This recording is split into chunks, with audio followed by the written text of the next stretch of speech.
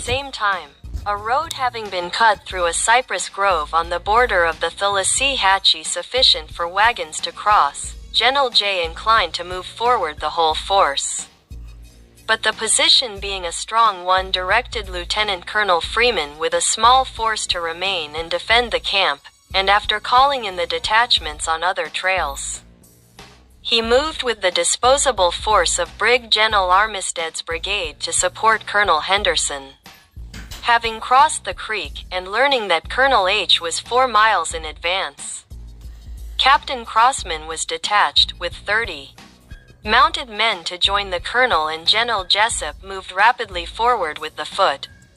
On arriving at the swamp, General J found that Col H was in full pursuit of the enemy and was evidently in sufficient force to manage them. Leaving Major Whiting with his battalion in reserve, he marched with the 6th Infantry part of the and a few Indian warriors 2 miles to the right, where the Indian scouts reported the hostile Indians to be in great force. The troops crossed through hammocks and swamps in the best order. Major Graham, who commanded the advance, penetrated to the Indian town. The fires were burning and meat cooking, but the inhabitants had fled into the surrounding swamps, and as night was approaching, pursuit was impossible. The detachment was ordered to return, and arrived in camp about 9 o'clock. Colonel Henderson came in about 10 with 28 Negro and Indian prisoners. Janey, 28th. The army crossed the Thalassee and moved forward on the lake to Hopakaliga. General J sent one of the prisoners to communicate with Jumper, Alligator, and Abram. The army moved about 16 miles and occupied a strong position on the lake. Several hundred head of cattle and a few ponies were taken today. 29. Lieutenant Colonel Caulfield was sent forward with 2 companies of his battalion and Harris's Marines, accompanied by Lieutenant Chambers' aide-de-camp, to reconnoiter the country and ascertain whether the route on the margin of the lake was practicable.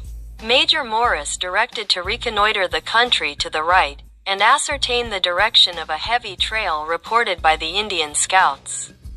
Lieutenant Colonel Caulfield reported the route practicable for 10 miles in advance. His party brought in about 100 head of cattle and some ponies. Major Morris's Indians brought in cattle. Messenger sent to the Indian chiefs returned with a message from Alligator and Abram. He did not meet Jumper. Janey, 30th, sent the messenger out to conduct Abram into camp. The army remained in position, directed that the ration of corn be reduced to 4 quarts and that the horses be grazed during the day and that grass be cut for them for the night. Also that 8 ounces of bread and 6 ounces of meat should be the daily ration, with 1.5 pounds of fresh beef, by as an extra issue. Lieutenant Colonel Caulfield with 3 companies of his command and Captain Harris's Marines were ordered to go out tomorrow and reconnoiter the trail on which Abram was known to have retreated with his people. Lieutenant Chambers directed to accompany the detached. Colonel Stanton directed to proceed down the lake with 1 company of Lieutenant Colonel Caulfield's battalion, and Major Command to ascertain whether the route down the lake was practicable, and whether the Big Cypress could be turned. 31st. Lieutenant Colonel Caulfield proceeded to execute the order given yesterday, ascertained the direction of the trail. Lieutenant Colonel Stanton proceeded to execute the orders given to him. Moved forward as far as the route was practicable. Neither wagons nor horses could be taken in that direction more than 10 or 15 miles. The whole country a vast glade or prairie, spotted with hammocks. The prairie a complete bog. The party discovered several Indians and a number of cattle and ponies. The messenger returned with Abraham, who informed General J that Jumper was near 2 days' journey from him, that his health was not good, and though desirous of peace, he apprehended he would not be able to visit him. He said the Indians desired to remain in the country, that the lands assigned to them west of the Mississippi were too far north. and that the Seminoles, accustomed to a warm climate, could not live in one so cold, that the Miccosukes had caused the war, and had drawn the Seminoles into it by threats and persuasions. He said that the Indians were greatly distressed, and would gladly make peace, and if Micanopy would consent to remove west they would go, though reluctantly. He set out in the evening, accompanied by Captain Harris's mounted company, to secure him from attack from our Indians. Feb 1, the army fell back and took its former position on the Thalassee for the purpose of preventing our Indians from going in advance of the encampment and thus interrupting his communication with the hostile chiefs. 2. The army remained in position. Several trails were examined to the right, left, and rear of the camp. 3. Abraham came in today and reported that Jumper and Alligator were on their way to see me. He returned to meet them accompanied by John Hoppany, Yoholo Harjo, and also by Major Graham and Lieutenant Chambers. General Jesup crossed over the Thalassee, accompanied by Captain Harris's company of mounted Marines, as an escort, and by Colonel Horton, Captains Crossman and Lurrell, and Lieutenant Linnard. He and the officers of his staff departed their swords and other arms and, leaving the escort, proceeded forward perhaps a half a mile to meet the party. General J left Caps Crossman and Lurrell and Lieutenant Linnard and, with Colonel Horton, went forward. After riding about a mile they met the hostile chiefs attended by the officers, and the friendly Indian chiefs, and by several Indians and Negroes. The hostile party seemed to be so much alarmed that General Jesup sent an aide-de-camp to order his escort to camp. He also sent his arms to camp and entered into conversation with Jumper on the subject of the war, and the terms on which peace would be extended to the Indians. Jumper said the Miccosukes had caused the war, that they were bad people, and Micanopy had not been able to restrain them, that the Indians, particularly the Seminoles, were desirous of peace and wished to live on terms of friendship with the white people.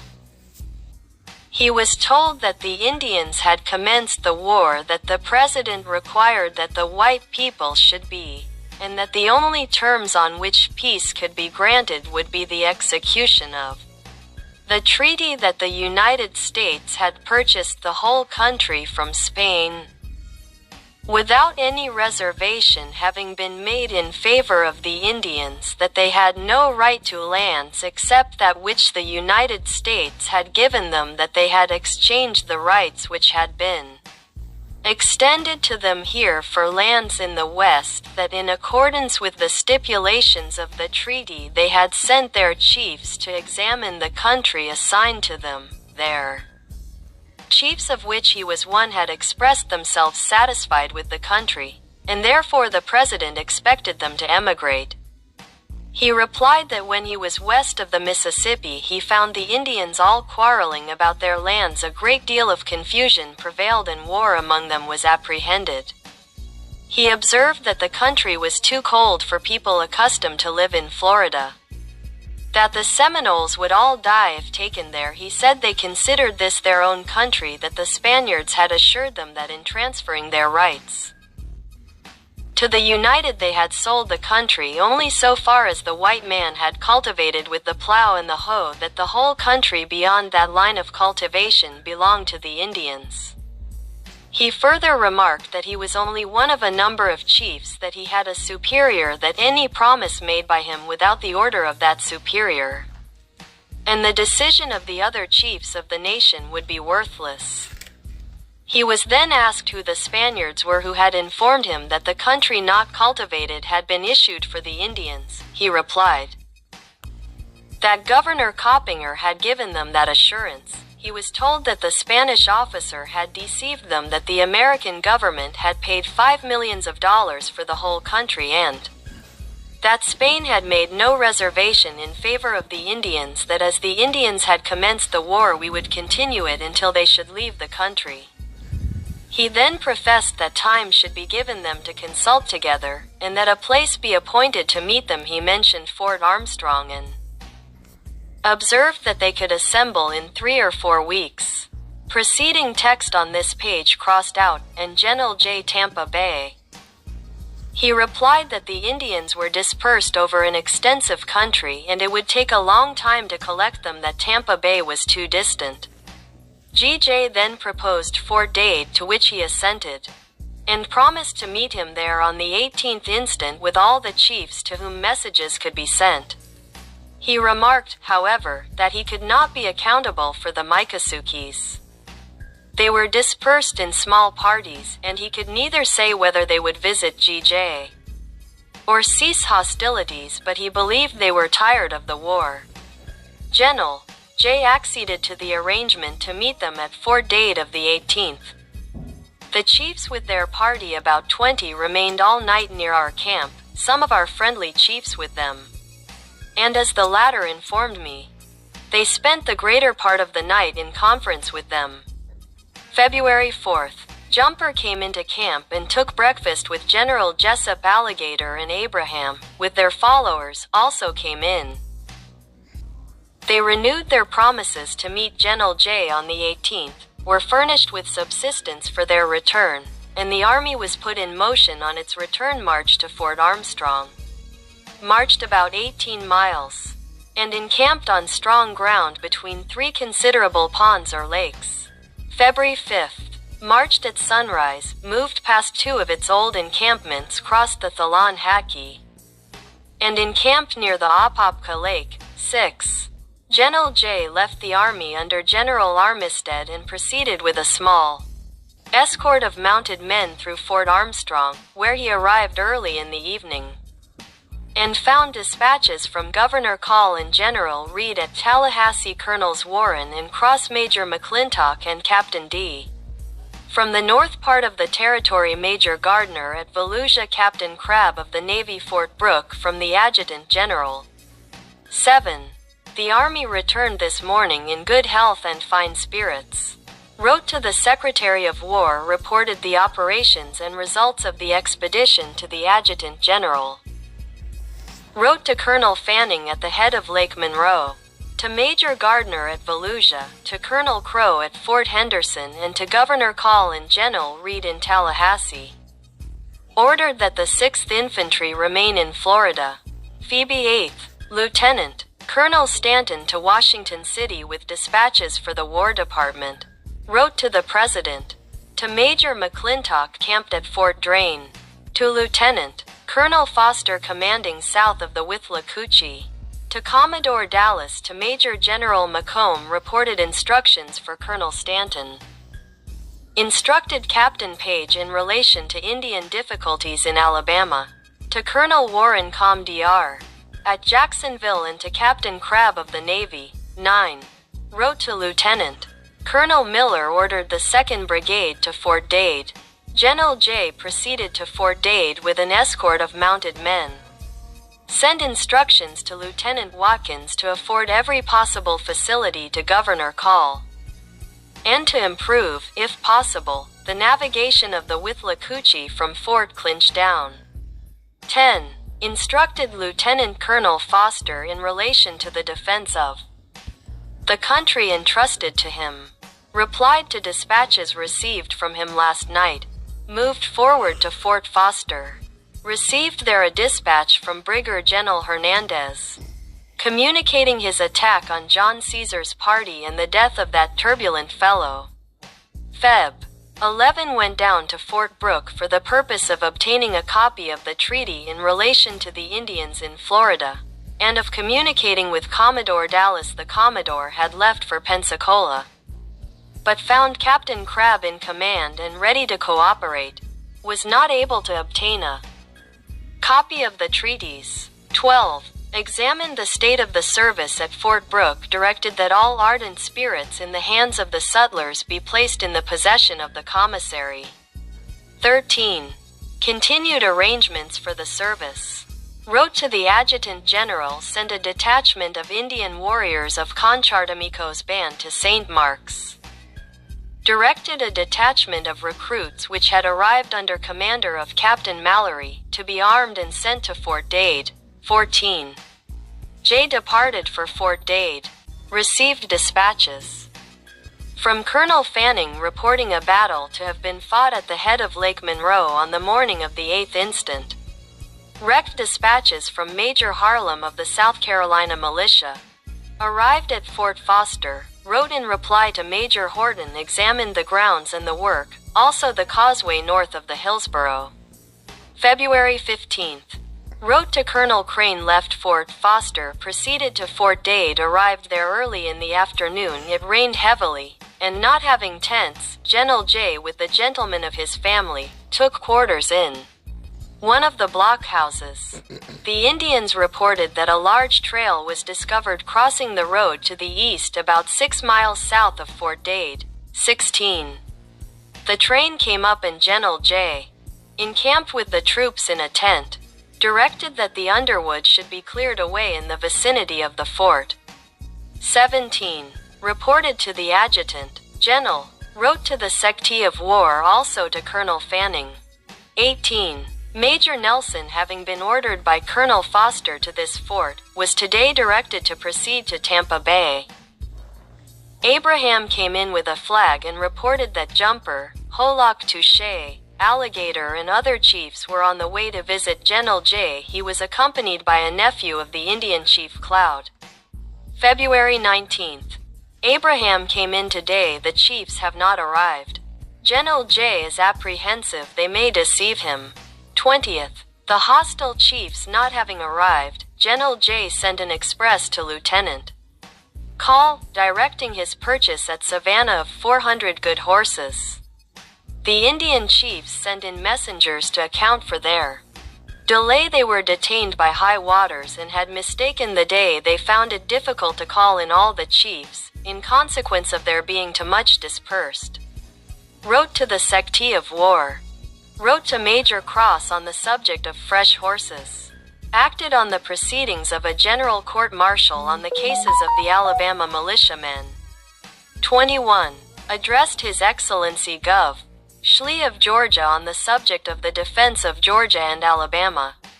The Indian chiefs have not yet arrived.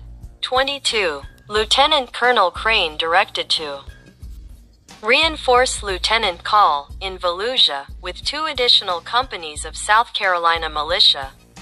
Wrote to Major Cross on the subject of fresh horses. Alligator and Cloud have come in and report that Holock Touche will be in tonight. Communicated with Secretary of War. Wrote to General Hernandez and Lieutenant Colonel Crane giving instructions for the defense of their respective districts. An express came in from Tallahassee. 23. Wrote to Governor Call and informed him that I should not require any Florida militia in the field. Wrote also to General Reed, Colonel Whitner, Lieutenant Vinton, and Cap Thomas. Holock Touche, Cloud, Alligator, and other principal Indians visited GLJ today. The report Jumper sick and unable to attend, and Jumper's son, nephew to Micanopy, sustained an injury on the way which prevented him from coming in. The chiefs named met General J in council. They stated their desire for peace but said they were not instructed as to any terms, but that whatsoever Micanopy would agree to the whole nation would confirm. Holock Touche informed General J that Micanopy had sent word to him that his troops had driven him to a bad swamp from the good land on which he had formerly lived, and he hoped to be permitted to remain there with his people.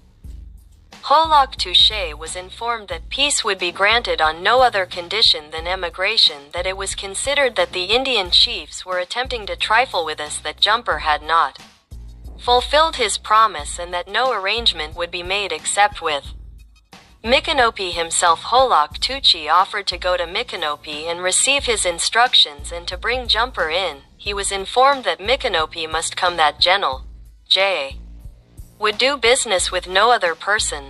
The chief replied that Micanopy would come, and Holock Touche said he would bring him provided time could be allowed. General J informed that the time he mentioned was longer than necessary and directed him to mention the shortest period possible. To bring Micanopy and Jumper in the 4th of March was named and accepted. But 12 hostages were required to answer for their good faith. They were told, however, to take the night to consider what had been required of them, and to give their answer the next day, and they retired to their camp. 24. The Indian chiefs came in. The greater part of the day was spent within conference with them individually, or in council. With them collectively they acceded to the terms required, and Holok Tuchi prepared to visit Micanopy. Abraham is to go with him. Alligator is to go to Jumper, and Cloud is to remain in the neighborhood. 12 hostages are to remain in camp, and a party under a sub-chief about a mile from camp. 25. Holok Tuchi and the other chiefs brought in the hostages, and obtained subsistence and corn for their family.